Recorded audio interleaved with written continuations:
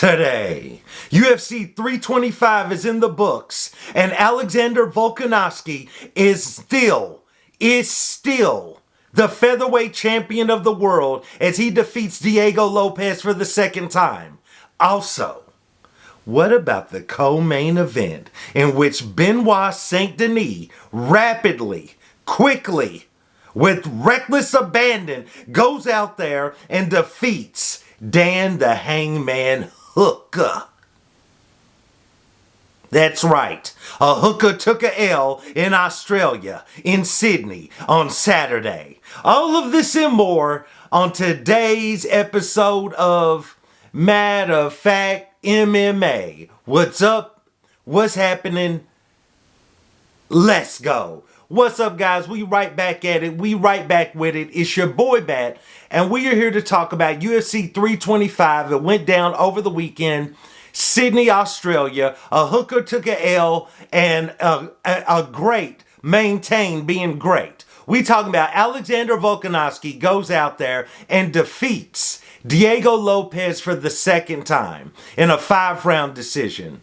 Look, man, let's be honest. There was no point in this fight in which Alexander Volkanovski was in danger. I am completely shocked. I am completely flabbergasted. I am flummoxed. I am perplexed. You know what I'm saying? Tremendous words for a dude from Louisville, Kentucky.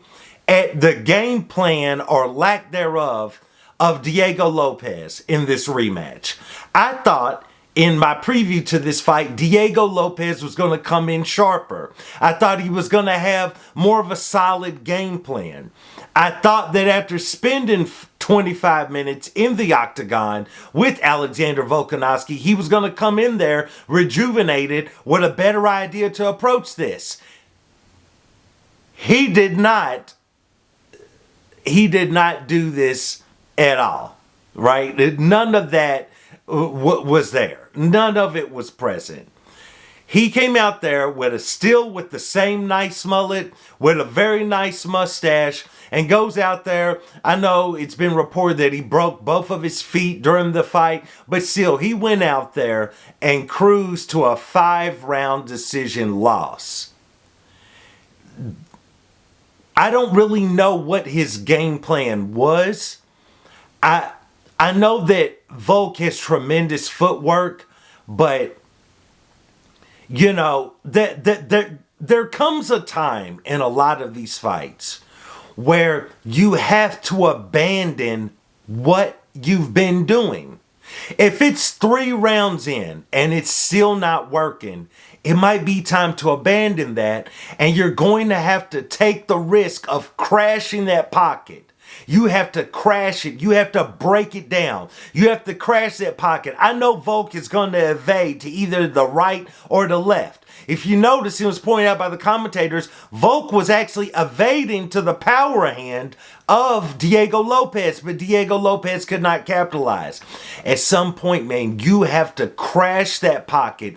You have to get in close, even if it looks ugly, even if it's unconventional. You have to crash that and get in close and pause. Get your hands on this man. You got to get your hands on him. Drag him down to the earth. You know what I'm saying? You got to do something. Because when it's 3 rounds, 4 rounds, now we in the 5th round, and you know you ain't get ready to get no title shot no time soon. You're going to have to go through hell and high water to get another title shot. Man, you got to abandon whatever you've been doing, and you got to get in there. Now in the 5th round, he tried it. Diego tried it. He tried to abandon. He tried to get in close. But it's a little bit too late for all of that, man. You know what I'm saying? It's a little bit too late for all of that. I just did not understand how he was continuing to somewhat cruise in the 4th round. Like, I just did not get that. Like, now is the time. And he tried to make the time, you know, be present. He tried to go in the 5th round, but that's too late, bro. And I mean, again, I understand that Volk is using footwork in which you can't get close to him. But at some point, though, you got to abandon everything. You got to look ugly. You got to look bowling shoe ugly. and crash that pocket and look as crazy as you can to try to get in there, right? I don't know, man, but Alexander Volkanovski goes out there. He defends his featherweight championship again. You know, he stomped out all of the retirement talk and spoke about, you know, next he wants to go in there with, you know, Lerone Murphy maybe. He wants to go in there with Mosar, whoever he can get in there with between those two, because he feels like they're the rightful number one contenders. So we'll see where the UFC goes. Outstanding fight by Alexander Volkanovski. He continues to rack up the wins and the reasons as to him being the featherweight GOAT. I personally still believe that it's Jose Aldo. I know he beat Aldo. I know he beat Max. I know he's beaten everybody. But man, there was something special about that Aldo run that started in the WEC. But taking nothing away from Volkanovski, he is that dude at featherweight. And who's going to beat him? You know, it's not like Ilya's ever going to go back down to 145. So we'll see how it all plays out, man. How about in the co-main event? Benoit Saint Denis goes out there and defeats Dan the Hangman Hooker. Now, I will say that in the first round, through the majority of the first round until like maybe the last minute or so, Dan the Hangman Hooker looked like he was in firm control of this fight. Just like I anticipated, just like I did in my preview, I said that Saint Denis' path toward victory was to crash the pocket, to not give Dan any room to move, think, implement his game plan, find his range, find his distance, or anything. In the first round, he was having a tough time doing that. And that's what Benoit Saint Denis said in the post-fight interview. He talked about that Dan had really good distance control. Once Dan found that distance and that range and started hitting him with those teep kicks in the midsection and those devastating jabs, trying to keep him at bay, Benoit knew what Diego Lopes didn't. By all means, I have to crash this pocket. I've got to get in. And that's what I'm saying. Benoit Saint Denis didn't get in on Dan in a technical manner. That's what Michael Bisping remarked about. He did not get in a technical manner. He literally crashed in. He went in willing to take shots, willing to get his face boxed off, but he knew he had to get his hands or get in close on Dan Hooker. By all means, he had to get in there, and that's what we saw.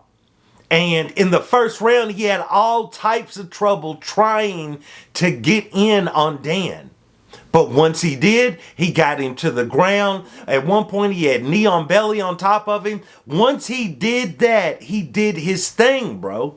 And that's what Diego Lopes needed to do. I know there's a world of difference between Dan's footwork and Volk's footwork, but still, that's just an example of what I'm saying. Benoit Saint Denis had trouble in the first round, but when we got to the second round, he knew what he needed to do. He kept crashing that pocket. He kept getting in close. Once he got Dan on the ground, he started working toward that head and arm. It was all she wrote. It was only a matter of time. And eventually, he did get him up out of there. It wasn't by the head and arm, but that threat of that continuing to happen had Dan all confused. You know what I'm saying? He didn't know if he was going to get head and armed. He didn't know if he was going to get elbowed more in the head, if he was going to catch a stiff shot to the head. Dan didn't really know whether he's up, down, right, left. He didn't know whether he needed to shit or wind his watch, if you know that saying. You know what I'm saying? Nevertheless, bro, Benoit Saint Denis goes out there, takes care of him, says next he will only fight for the BMF championship or the undisputed championship of the world. So we will see how that plays out. I mean, I think that's like a 5-fight winning streak or so, 4-fight winning streak.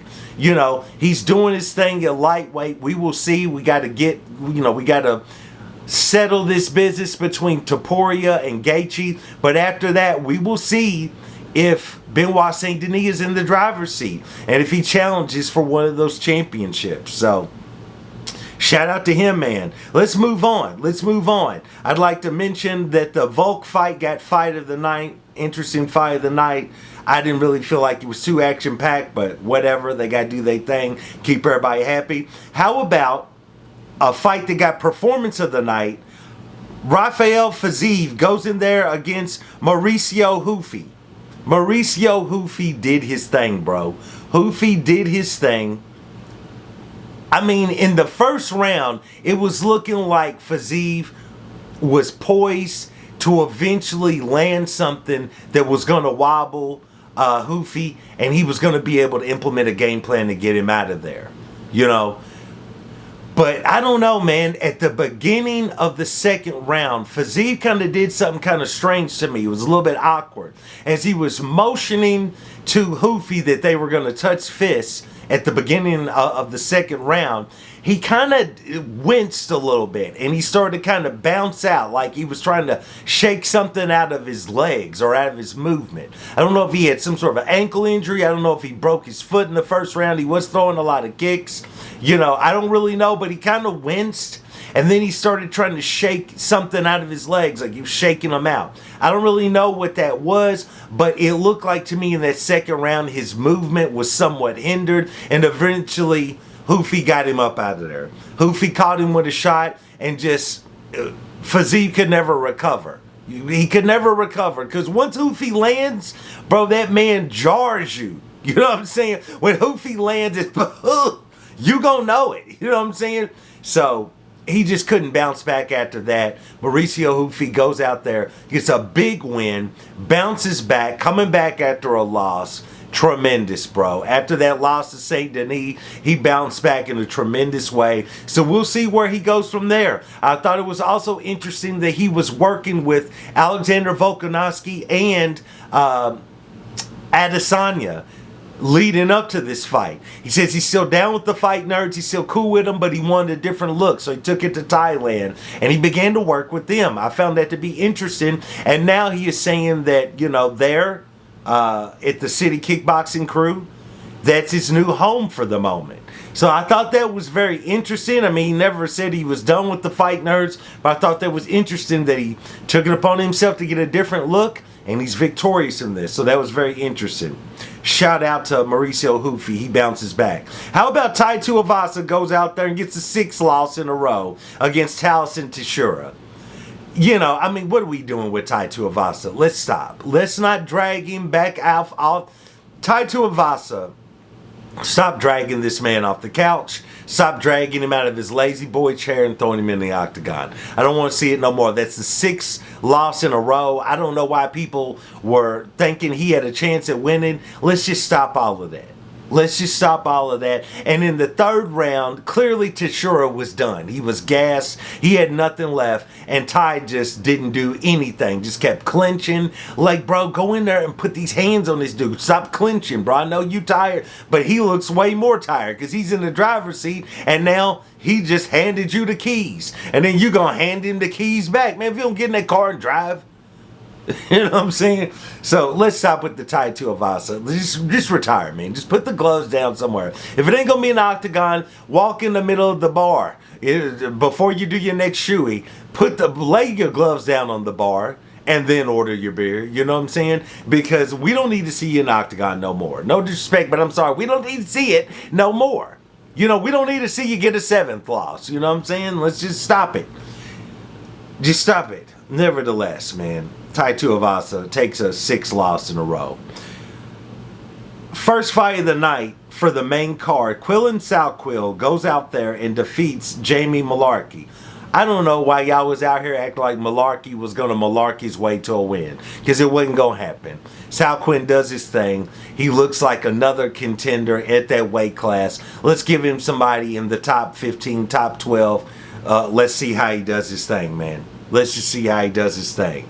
And, you know, outside of that, man, you know, prelims didn't really have a lot going on there. I mean, we had a few finishes. You know, we had some road to the octagon fights. We had a homie try to cheat his way on the scale, and they just canceled his fight. You know, not everybody can be Daniel Cormier and grab the towel in the correct way. You know what I'm saying? You know, maneuver the scale in the correct way. So, That's what it was, man. UFC 325, Alexander Volkanovski is still champion. Benoit Saint Denis still in the driver's seat. Mauricio Hufi bounces back with a major win. That's what we had going on. And we're moving forward. We got another event this weekend, you know what I'm saying? We got one of my arch nemesis, my arch enemy. We got Mario Bautista returning to the octagon. We meet again, Bautista. We meet again. So I'm going to be making a breakdown of that main event fight coming up soon. You know what I'm saying? Shout out to all the followers, everybody checking out these videos. I really do appreciate it. Please like, subscribe, comment. Let me know what you thought about UFC 325. Where do you think Diego Lopes goes from here? How do you feel about Benoit Saint Denis challenging for the belt at 155? Let me know. And once again, I do want to thank you guys for joining me for another episode of Matter of Fact MMA. And I'll check you next time. Peace.